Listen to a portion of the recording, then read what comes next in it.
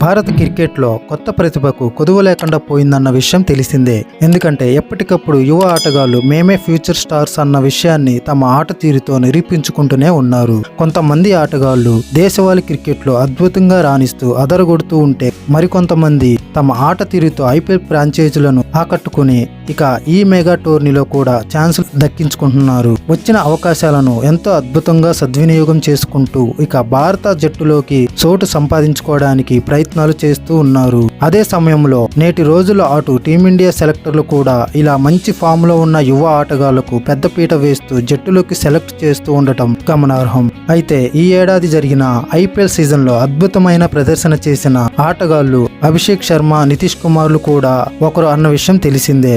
ఈ ఇద్దరు ప్లేయర్లు అటు వరల్డ్ కప్ లో కూడా సెలెక్ట్ అవుతారని అందరూ ఊహించారు, కానీ అలా జరగలేదు. అయితే ఇలా ఐపీఎల్ టోర్నీలో సన్ రైజర్స్ జట్టు తరపున ఆడుతూ అదరగొట్టిన ఈ ఇద్దరు ప్లేయర్లకు బీసీసీఐ బంపర్ ఆఫర్ ప్రకటించినట్లు తెలుస్తోంది. అయితే జులైలో జరిగే జింబాబ్వే పర్యటనకు వీరిని ఎంపిక చేయబోతున్నట్లు సమాచారం. వీరితో పాటు ఐపీఎల్లో రాణించిన హర్షిత్ రాణా, రియాన్ పరాగ్, మాయాంక్ యాదవ్, విజయ్ కుమార్ వైశాఖ్, యాష్ దయల్ సహా మరికొంతమంది క్రికెటర్లను జింబాబ్వే పర్యటన కోసం సెలెక్ట్ చేయబోతున్నారట.